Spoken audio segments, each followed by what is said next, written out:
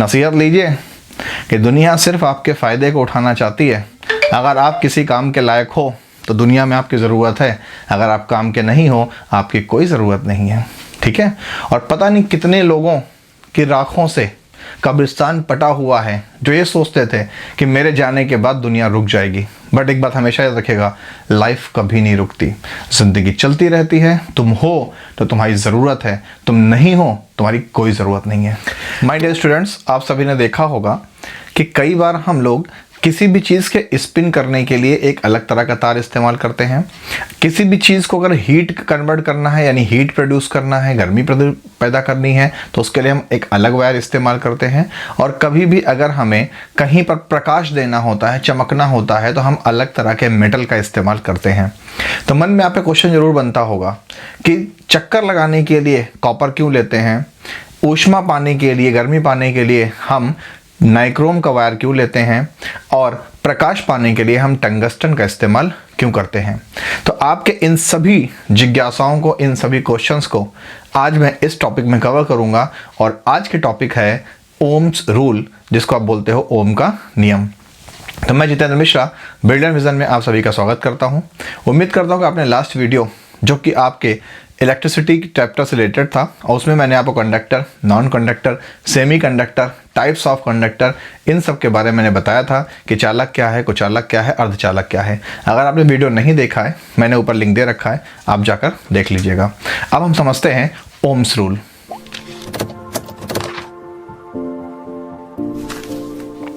तो अगर ohms rule की बात करें, जिसको आप हिंदी में बोलते हैं ओम का नियम, तो ओम्स रूल ये आपके सिलेबस के अकॉर्डिंग मोस्ट इंपॉर्टेंट है।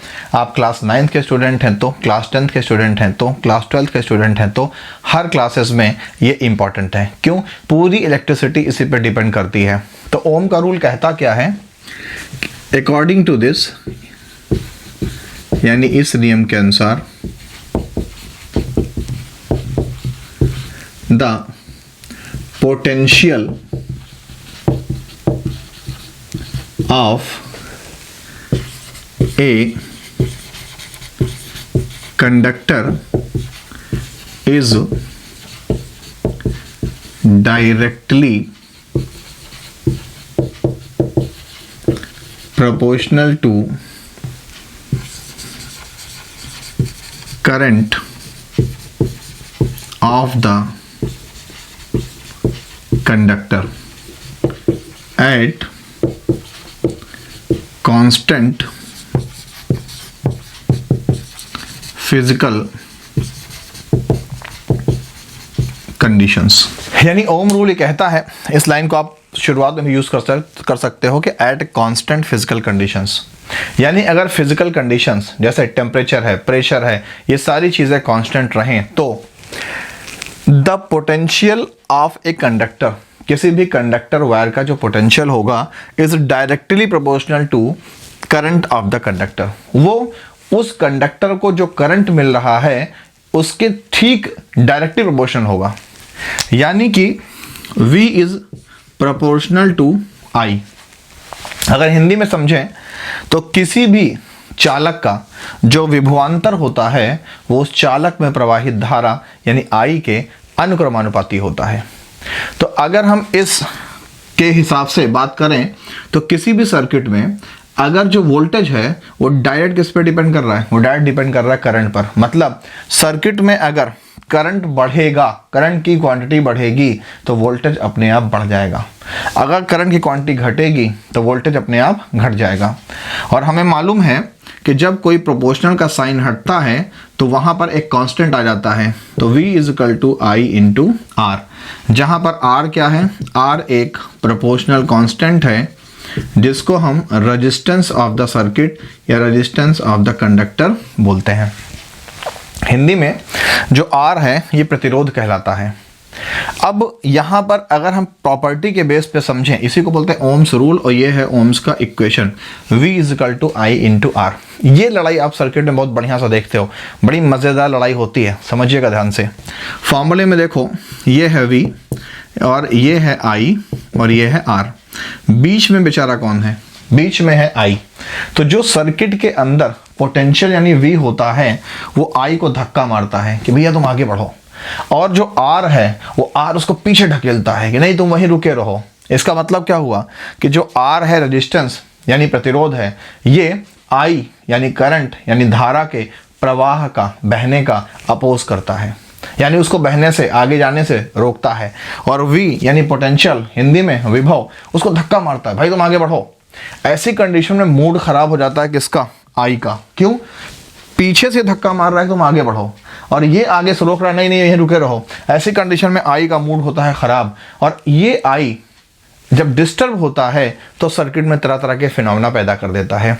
जैसे मान लीजिए कि आपने आई दिया है किसमें? कॉपर में, कॉपर के वायर में। तो कॉपर के वायर को जब आई मिला तो वोल्टेज क्या करेगा? उसको धक्का देगा, भाई तुम आगे बढ़ो। और रेजिस्टेंस करेगा, नहीं नहीं रुके रहो रुके रहो। ऐसी कंडीशन में कॉपर का मूड खराब हो जाएगा और ये गोल गोल चक्कर लगाना शुरू कर देगा, यानी स्पिन करना शुरू कर देगा, गुस्से में स्पिन करना शुरू कर देगा। अब गुस्से में स्पिन करने का मतलब क्या हुआ?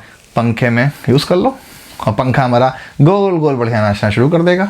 तो इसकी इस बुराई का फ़ायदा हम कहाँ उठाते हैं? अपने पंखे में, अपने मोटर में, या कहीं भी किसी ऐसे इक्विपमेंट को बनाने में जहाँ पर कॉइल घूमता रहता है, घूमता रहता है, घूमता रहता है। फिर अगर यही फिनोमेना किसमें है? नाइक्रोम के वायर में है। तो नाइक्रोम के वायर में जैसे ही रेजिस्टेंस करंट का अपोज करेगा फिर मूड खराब हो जाएगा किसका? करंट का। और करंट का मूड खराब होगा तो नाइक्रोम गुस्से में जल के लाल लाल हो जाएगा, यानी ये क्या प्रोड्यूस करना शुरू कर देगा? हीट। और आपने देखा होगा जितने भी हीटर होते हैं उन हीटर में जो वायर लगा होता है या जो एलिमेंट लगा होता है वो नाइक्रोम का बना होता है। तो नाइक्रोम गुस्से में क्या हो जाता है? लाल हो जाता है। तो जब लाल हो जाता है तो हम सेंक लेते हैं क्या? अपने आप को। किससे? ठंडक से बचने के लिए। तो हीटर में इसका यूज होता है। Next, tungsten. अगर यही फिनोमेना किसमें होता है? टंगस्टन में होता है। तो जब आई के फ्लो को आर यानी रेजिस्टेंस रोकता है तो आई का होता है मूड खराब। और जब आई का मूड खराब होता है तो टंगस्टन साहब क्या करने लगते हैं? ग्लो करने लगते हैं, यानी ये गुस्से में लाल होकर चमकने लगते हैं। तो हमने क्या किया? उठा के बल्ब में इस्तेमाल कर लिया कि भैया तुम बल्ब में आओ, तुम गुस्सा करो, हमें रोशनी मिले। नसीहत लीजिए कि दुनिया सिर्फ आपके फ़ायदे को उठाना चाहती है। अगर आप किसी काम के लायक हो तो दुनिया में आपकी ज़रूरत है, अगर आप काम के नहीं हो आपकी कोई ज़रूरत नहीं है। ठीक है? और पता नहीं कितने लोगों की राखों से कब्रिस्तान पटा हुआ है जो ये सोचते थे कि मेरे जाने के बाद दुनिया रुक जाएगी। बट एक बात हमेशा याद रखिएगा, लाइफ कभी नहीं रुकती, ज़िंदगी चलती रहती है। तुम हो तो तुम्हारी ज़रूरत है, तुम नहीं हो तुम्हारी कोई ज़रूरत नहीं है। तो जैसे ही आई का मूड ख़राब हुआ, कॉपर ने क्या किया? स्पिन करना शुरू कर दिया, गोल गोल घूमना शुरू कर दिया। हमने इसके इस गुण को कहाँ इस्तेमाल कर लिया? पंखे में, मोटर में। और नाइक्रोम क्या हुआ? नाइक्रोम कैसा हो गया? हीट हो गया, गर्म हो गया। गर्म हो गया, हमने हीटर में इस्तेमाल कर लिया। टंगस्टन क्या हुआ? गुस्से में लाल होकर जलने लगा, हमने बल्ब में इस्तेमाल कर लिया। क्लियर? इसलिए हमेशा अपनी प्रॉपर्टी को मेंटेन रखना चाहिए, और without property there is no human, and without property there is no value. आपकी कोई वैल्यू नहीं है अगर आपके अंदर कोई गुण या कोई प्रॉपर्टी नहीं है, क्योंकि इस दुनिया में शक्ल नहीं बिकती है। ध्यान रखिएगा, एक्टर्स की भी हम शक्ल तब देखते हैं जब एक्टिंग लाजवाब होती है। तो ये है ओम्स रूल। अगर इसके अकॉर्डिंग हम समझें, कंक्लूजन निकालें कि क्या रिजल्ट निकला। कंक्लूजन, तो कंक्लूजन ये निकला, number 1, V is proportional to I, यानी किसी भी सर्किट में जो वोल्टेज होता है, यानी जिसको आप पोटेंशियल कहते हो, वो डायरेक्ट डिपेंड करता है किस पर? करंट ऑफ द सर्किट पर या करंट ऑफ द कंडक्टर पर। करंट बढ़ेगा, पोटेंशियल बढ़ेगा। करंट घटेगा, पोटेंशियल घटेगा। तो लिखने के लिए तो आप समझदार, आप लिख लोगे ना क्या, कि the potential of the circuit या of the potential of the conductor is directly proportional to the current. तो इसका मतलब V बढ़ेगा तो I भी बढ़ेगा, I बढ़ेगा तो V बढ़ेगा। Point number 2, I is proportional to 1/R। Proportional का साइन लगा लो। I is proportional to 1/R। ध्यान दो, I R एक साथ है, तो जब R को उधर ले जाओगे तो माइनस में हो जाएगा ना, तो ये आ गया नीचे।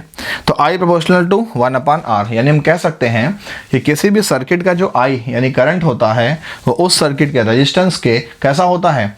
उल्टा होता है, अपोजिट होता है, या इनवर्सली प्रोपोर्शनल होता है, हिंदी में व्युत्क्रमानुपाती होता है। मतलब क्या हुआ कि अगर इसकी वैल्यू बढ़ेगी तो इसकी वैल्यू घट जाएगी, और इसकी वैल्यू बढ़ेगी तो इसकी वैल्यू घट जाएगी।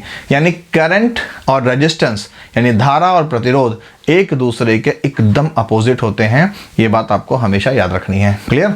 इसीलिए सर्किट में हम क्या लगाते हैं? रेजिस्टेंस लगाते हैं। किसको कंट्रोल करने के लिए? आई को कंट्रोल करने के लिए हम सर्किट में रेजिस्टेंस को यूज करते हैं। अब बाकी कहीं किसी न्यूमेरिकल में अगर आवश्यकता पड़ जाए तो हम इससे कई फॉर्मूले बना सकते हैं। जैसे ध्यान दीजिएगा, V is I into R है, तो क्या हो जाएगा? I अगर फाइंड आउट करें तो V अपान आर, एक फॉर्मूला ये बन गया कि I is V upon R. अगर हमें R फाइंड आउट करना हो तो क्या हो जाएगा? V अपान I हो जाएगा, ये आपका फॉर्मूला हो गया। तो V is I into R, I is V upon R, R is V upon I. ये सारी चीज़ें हमें ओम्स के लॉ से मालूम चली। तो एक बार जल्दी से शॉर्ट में ओम का लॉ कहता क्या है कि ओम का लॉ ये कहता है कि किसी भी सर्किट का जो पोटेंशियल होता है वो करंट के डायरेक्टली प्रोपोर्शनल होता है, यानी अनुक्रमानुपाती होता है। अगर प्रोपोर्शनल का साइन हटेगा तो एक कांस्टेंट आ जाएगा, उस कांस्टेंट को हम आर कहते हैं, जिसको सर्किट का रेजिस्टेंस हम कहते हैं। क्लियर? और अगर हम इससे कंक्लूजन निकालें तो कंक्लूजन ये निकलता है कि किसी भी सर्किट का जो पोटेंशियल है वो आई यानी करंट पर डायरेक्ट डिपेंड करता है। और कंक्लूजन नंबर 2 यानी दूसरा निष्कर्ष क्या निकलता है कि I is inversely proportional to 1 upon R. यानी आई की वैल्यू बढ़ेगी तो आर यानी रेजिस्टेंस घटेगा, आर की वैल्यू बढ़ेगी तो आई यानी करंट की वैल्यू घट जाएगी। अब हम समझते हैं कि ये जो रेजिस्टेंस साहब हैं ये कौन सी बला हैं और ये साहब क्यों रोकते हैं किसको? आई को आगे बढ़ने से। और आपकी भी ज़िंदगी में तरह तरह के रेजिस्टेंस हैं, मुझे गिनाने की ज़रूरत नहीं है। वो जो भी रेजिस्टेंस हैं उन रेजिस्टेंस से अपने आप को दूर कीजिए, अदरवाइज़ ये आपकी ग्रोइंग एज है, इसमें आप भटक जाएंगे और अपनी मंजिल से दूर रह जाएंगे। तो अगर हम रेजिस्टेंस की बात करें कि रेजिस्टेंस यानी प्रतिरोध क्या होता है, रेजिस्टेंस यानी प्रतिरोध, नाम से ही क्लियर है। जो क्या करे? जो रजिस्ट करे। रजिस्ट मीन विरोध करना, अपोज करना।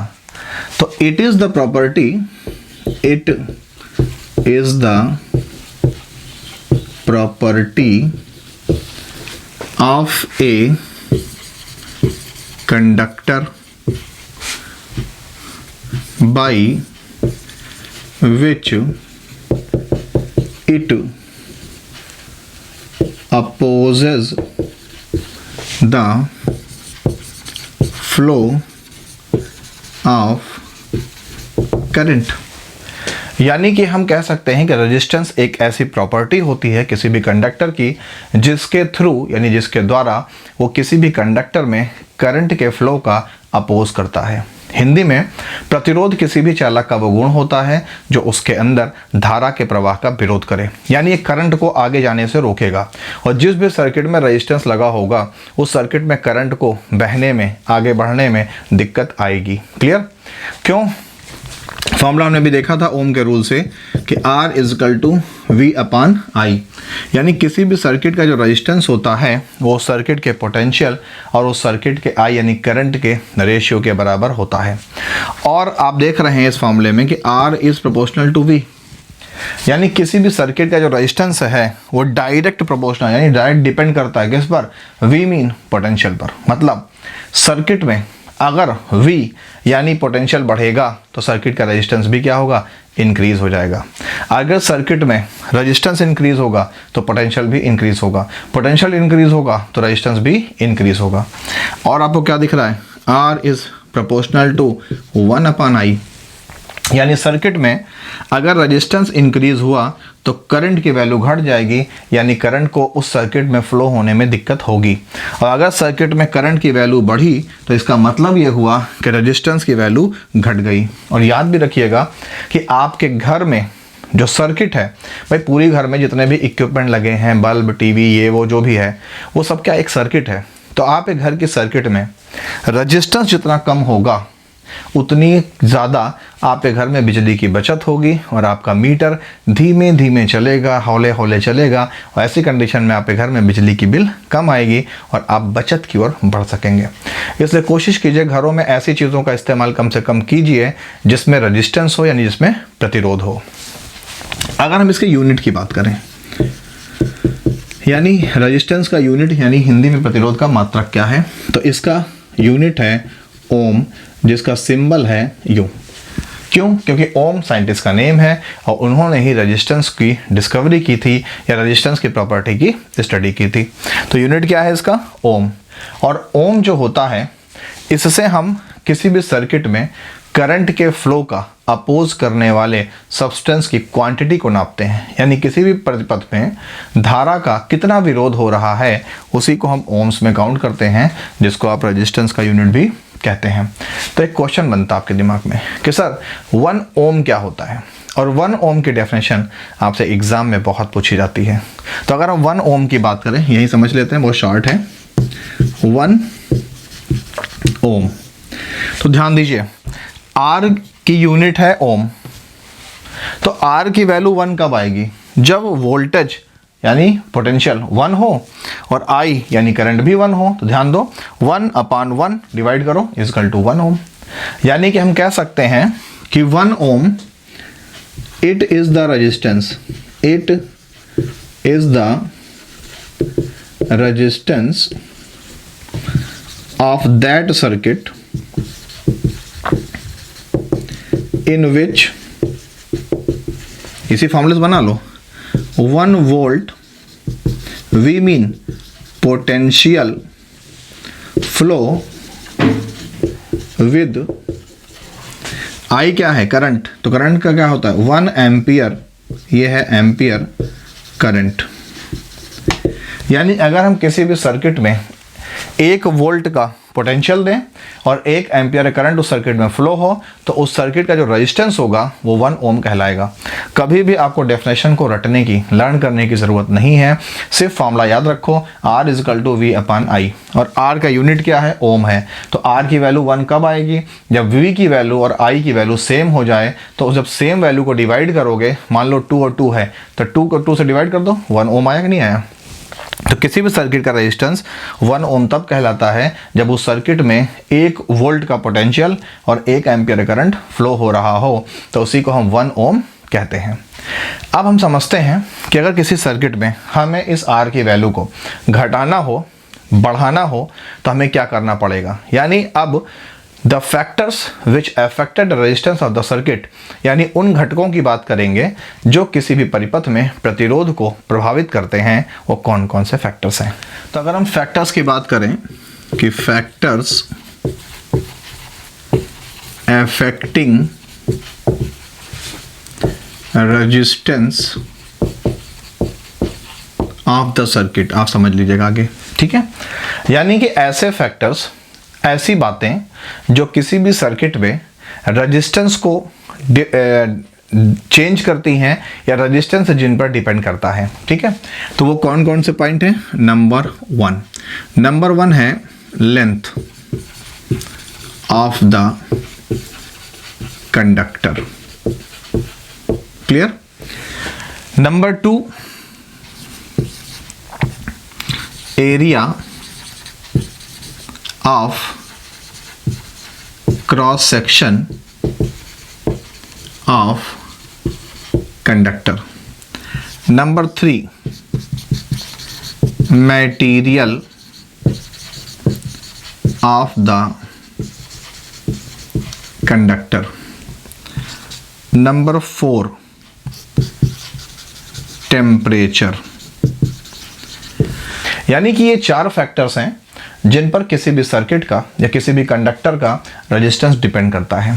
पहला है लेंथ ऑफ द कंडक्टर, यानी कि तार, कंडक्टर में आप तार लेके चलिए, यहाँ पर जो आपको वायर है वो कितना लंबा है। और हमें मालूम है कि रेजिस्टेंस जो होता है is directly proportional to the length. यानी किसी भी सर्किट में वायर यानी कंडक्टर की लंबाई जितनी बढ़ती जाएगी उतनी ही ज़्यादा तेजी से रेजिस्टेंस भी बढ़ता जाएगा। जितना लंबा तार उतना ज़्यादा उसके पास क्या होगा? रेजिस्टेंस होगा। यानी हम कह सकते हैं कि the resistance of any wire या of any conductor is directly proportional to its length. Mean किसी भी चालक का जो प्रतिरोध होता है वो उसके लंबाई पर निर्भर करता है। जैसे जैसे लंबाई बढ़ती जाएगी तार की, वैसे वैसे उसका प्रतिरोध बढ़ता जाएगा।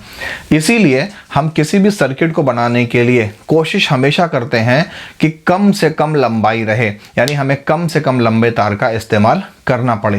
अगर आपने गौर किया हो तो आज की जो टेक्नोलॉजी है इसमें आप किसी भी सर्किट को देख लो, मोबाइल देख लो, लैपटॉप देख लो, एलईडी टीवीज़ को देख लो, एलईडी बल्ब को देख लो, वायर का इस्तेमाल लगभग ना के बराबर होता है, या अगर होता भी है तो बहुत शॉर्ट डिस्टेंस के लिए वायर का इस्तेमाल होता है, क्योंकि जैसे जैसे तार की लंबाई बढ़ती जाएगी वैसे वैसे प्रतिरोध बढ़ता जाएगा। इसका नुकसान क्या होगा कि आई आपको कम से कम मिलेगी, जैसे जैसे तार की लंबाई बढ़ेगी आई की वैल्यू घटती जाएगी, और इस सिरे से उस सिरे तक आपको आई की वैल्यू बहुत कम मिलेगी, यानी करंट यानी धारा आपको बहुत कम मिलेगा।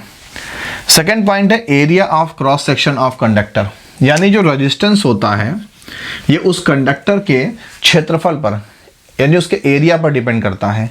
और कैसे डिपेंड करता है? इनवर्सली डिपेंड करता है, यानी R is inversely proportional to the area of the conductor. इसका मतलब ये हुआ कि अगर हमारे पास मजबूरी है क्या कि हम तार को लंबी दूरी तक ले जाना हमारे पास मजबूरी है, और हम ये भी चाहते हैं कि रेजिस्टेंस हमारा घट जाए, तो एक ही रास्ता है कि अगर लंबाई बढ़ रही है और रेजिस्टेंस को कम करना है तो आप उस तार की area of cross section, Hindi में उसके क्षेत्रफल को बढ़ा दो, सरल भाषा में तार की मोटाई बढ़ा दीजिए। तार की मोटाई बढ़ जाएगी तो आप कितनी भी लंबाई तक, कितनी दूरी तक लेके जाएंगे, रेजिस्टेंस क्या होगा, उतना ज़्यादा करंट को डाउन नहीं कर पाएगा, और आपका वो करंट यानी धारा बिना कम हुए या बहुत कम क्वांटिटी में कम हुए उस तरफ पहुंच जाएगी, यानी रेजिस्टेंस का जो असर है वो घट जाएगा। क्या करना पड़ेगा? लंबाई अगर बढ़ानी है तो तार की मोटाई बढ़ानी पड़ेगी, यानी एरिया ऑफ क्रॉस सेक्शन बढ़ाना पड़ेगा, क्योंकि R इनवर्सली प्रोपोर्शनल है किसके? एरिया के। ये बढ़ेगा तो ये घटेगा, ये बढ़ेगा तो ये घट जाएगा। तो आपने देखा होगा कि सड़कों पर जो लंबे लंबे तार हमारे घरों तक आते हैं, उस तार की चूंकि लंबाई बढ़ रही है, पावर हाउस से हमारे घर तक वायर आ रहा है, तो ऐसी कंडीशन में आपने देखा होगा मोटे मोटे तार होते हैं। उसका फ़ायदा ये होता है कि उसमें रेजिस्टेंस की वैल्यू घट जाती है। ऐसी दशा में जो करंट है वो हमेशा जितना हमें चाहिए उतना लगभग बना रहता है। क्लियर? तीसरा पॉइंट है मटेरियल ऑफ द कंडक्टर, यानी रेजिस्टेंस डिपेंड करता है कि जो हमारा कंडक्टर है उसका मटेरियल कैसा है। मटेरियल का मतलब ये होता है कि कुछ ऐसे भी सब्सटेंस होते हैं जिनके पास फ्री इलेक्ट्रॉन्स ज़्यादा होते हैं, तो उनमें करंट का फ्लो क्या होगा? बहुत तेज़ी से होगा। तो जब करंट का फ्लो यानी करंट की वैल्यू बढ़ेगी, यानी R की वैल्यू उसमें क्या होगी? घटेगी, क्योंकि करंट की वैल्यू बढ़ रही है तो R की वैल्यू घटेगी। क्योंकि याद रखिएगा करंट और रेजिस्टेंस दोनों एक दूसरे के दुश्मन हैं, जानी दुश्मन है, पक्के दुश्मन है, यानी कि धारा और प्रतिरोध एकदम विपरीत होते हैं। तो जब जो सब्सटेंस है, जो मटेरियल है, जो हमने पदार्थ लिया है, उसके पास अगर फ्री इलेक्ट्रॉन ज़्यादा हैं तो मानी सी बात है कि फ्री इलेक्ट्रॉन जो होते हैं वो धारा को सपोर्ट करते हैं, करंट को सपोर्ट करते हैं। तो करंट क्या होगा? सर्किट में तेज़ी से बहेगा। तो जब करंट की वैल्यू बढ़ी तो R की वैल्यू क्या होगी? घटेगी। इसलिए डिपेंड ये करता है कि हमने मटेरियल कौन सा चुना है। और आपने गौर भी किया होगा, अगर हम एल्युमिनियम का इस्तेमाल करते हैं तो एल्युमिनियम का वायर जल्दी क्या हो जाता है? हीट हो जाता है और जल्दी गल भी जाता है, जिसको आप बोलते हो जल जाता है। तो जल जाने का मतलब उसके अंदर जो इलेक्ट्रॉन का सिस्टम है वो डिस्टर्ब हो जाता है।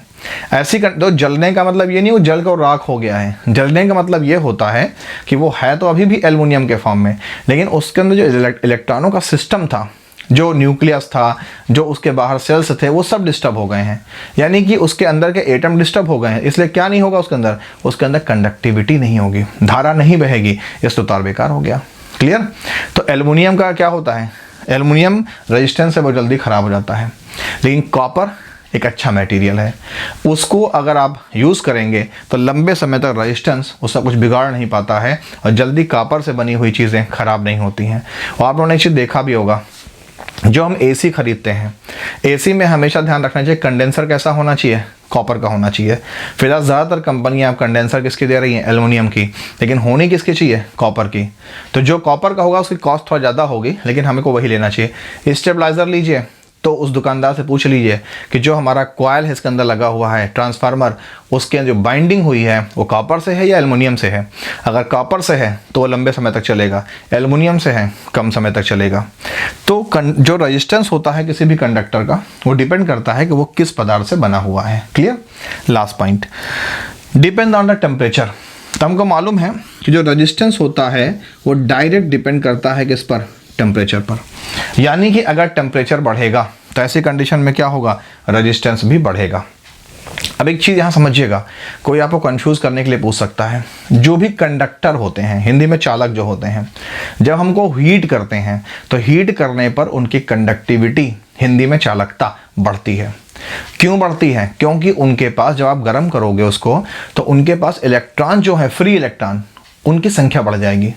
तो जब नंबर ऑफ फ्री इलेक्ट्रॉन बढ़ जाएगा तो उस वायर में कंडक्टिविटी यानी करंट का फ्लो भी बढ़ जाएगा।